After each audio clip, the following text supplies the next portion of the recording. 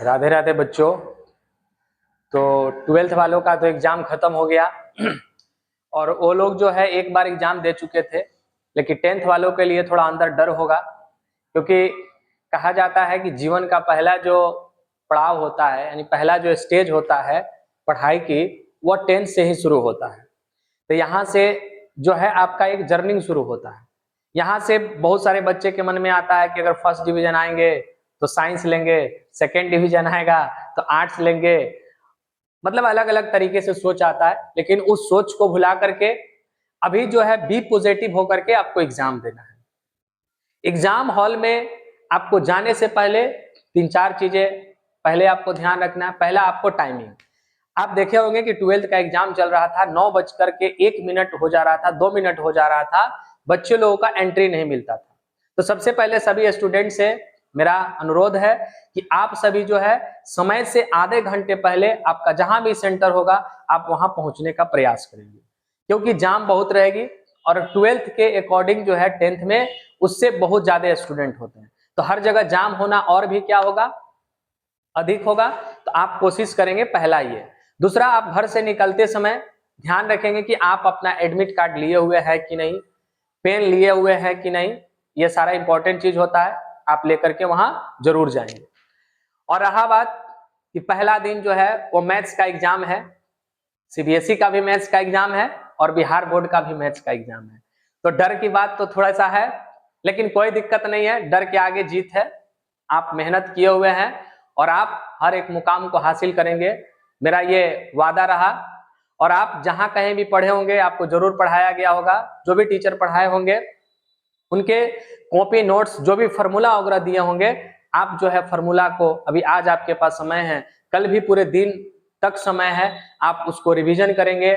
जो भी आप पढ़ चुके हैं आपके पास नोट्स होगा, उसको दिन भर में 1-2 बार देखने का कोशिश करेंगे। ज्यादा आप ट्रिग्नोमेट्री का फॉर्मूला देखने का कोशिश करेंगे। तीसरा चैप्टर जो 2 चर वाले रैखिक समीकरण है, हिंदी में बोला जाता है और इंग्लिश में बोला जाता है पेयर ऑफ लीनियर इक्वेशन, आप एक बार जरूर उस चैप्टर को देखने का कोशिश करेंगे। बाकी आपके पास आयतन है, ठीक है, उसका जो है आप फॉर्मूला, उस पर 1-2 का क्वेश्चन को देख लेंगे, जिसको इंग्लिश में वॉल्यूम बोला जाता है, उसको आप देख लेंगे। बात बाकी आप जो है एग्जाम में सबसे पहला आपका काम है कि 15 मिनट जो आपको टाइम मिलेगा, उस टाइम में आप क्वेश्चन, हर एक क्वेश्चन को आप उस समय पढ़ने का कोशिश करेंगे। पहले आप जरूर पढ़ ले कि कौन कौन सा क्वेश्चन हमसे बन जाएगा, कौन कौन सा क्वेश्चन हमसे पहले नहीं बनेगा। जो हमसे जल्दी बन जाने वाला है उसको आप जरूर एक बार मार्क कर लेंगे, मार्क करके उसको रखेंगे, पहले उसको आप बनाएंगे। जैसे ऑब्जेक्टिव क्वेश्चन आपको देगा, ऑब्जेक्टिव में भी आपको ध्यान रखना है कि टोटल आपके पास 100 क्वेश्चन होंगे, उसमें से आपको 50 ही बनाना है। और ऐसा नहीं है कि आप 60 रंग दिए तो आपका 60 चेक हो जाएगा, ऐसा नहीं होता। उसमें शुरू से लेके 1 से लेकर के 50 तक आप जहां तक बनाए होंगे वहीं तक आपका चेक होगा, चाहे वो आप गलत बनाए हो चाहे वो आप सही बनाए हो। तो ये बात आप जरूर ध्यान रखेंगे। बहुत सारे बच्चे हैं कि 60 को बना देते हैं, कम से कम 50 को, 70 को बना देते हैं, 50 को सही होगा, ऐसा नहीं होगा। आपका सीरियल वाइज शुरू होगा 1 से लेकर के 50 तक, इसका ध्यान रखेंगे। बीच में ऑब्जेक्टिव क्वेश्चन जब आपको मिलेगा उसका आंसर शीट, उसके बाद आपको जो है आंसर शीट मिलता है लिखने के लिए 2 नंबर वाला, बीच में आपको अगर टाइम मिल जाए, आप ऑब्जेक्टिव बना लिए हुए तो बैठ के आप टाइम पास नहीं करेंगे, आप जो है सब्जेक्टिव का क्वेश्चन देखेंगे कि कौन कौन आपसे बन जाएगा। और सब्जेक्टिव में भी आपको ध्यान रखना है कि टोटल आपको 30 क्वेश्चन मिलेगा, जिसमें आपको बनाना है 15 क्वेश्चन। तो 15 क्वेश्चन आप उस क्वेश्चन को सिलेक्ट करेंगे जो आपको आता है, आप पूरा का पूरा उसको जान रहे हैं, ठीक है। और जितना आपको अटेम्प्ट करना है, जैसे मान लीजिए ऑब्जेक्टिव में ही था आपको 50, अगर मान के चलते हैं कि 40-45 हमको आ रहा है, 5 क्वेश्चन हमको लग रहा है कि नहीं आ रहा है, तो आप 5 खाली छोड़ के नहीं आना है। आपको उस 5 में से जो जो आपको लगता है कि हाँ ये आंसर सही हो सकता है, सी डी, आपको भर के ही आना है, 50 का 50 पूरा बना के आना।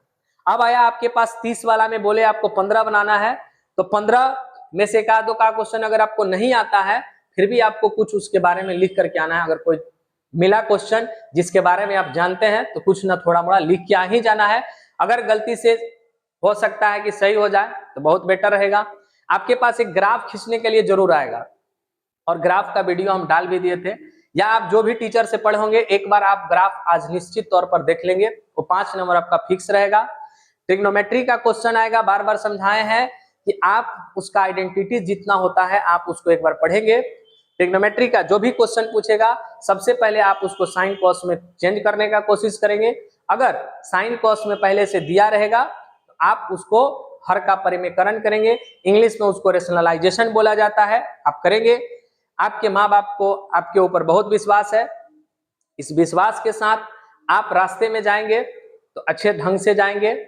किसी भी वाहन से अगर आप जाएंगे तो उस वाहन को आराम से चला करके जाएंगे। अपने पेरेंट्स के साथ जा रहेंगे आप तो बहुत अच्छी बात है, और उनके साथ भी अगर जाए तो आप बोले कि गाड़ी को आराम से चला करके जाएं। समय से पहले निकलने का आप कोशिश करेंगे, खाना नाश्ता पानी करके ही जाएंगे, ऐसा नहीं कि डर से खाना पानी नहीं खाए और जैसे एग्जाम हॉल में बैठे तो वहां भूख लग जाए, पेट में दर्द हो जाए, ये चीजें आप नहीं करेंगे।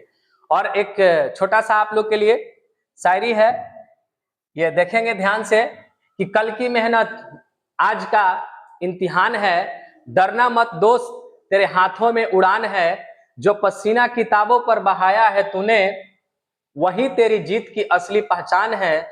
घबराना नहीं, बस तुम खुद पर विश्वास रखना।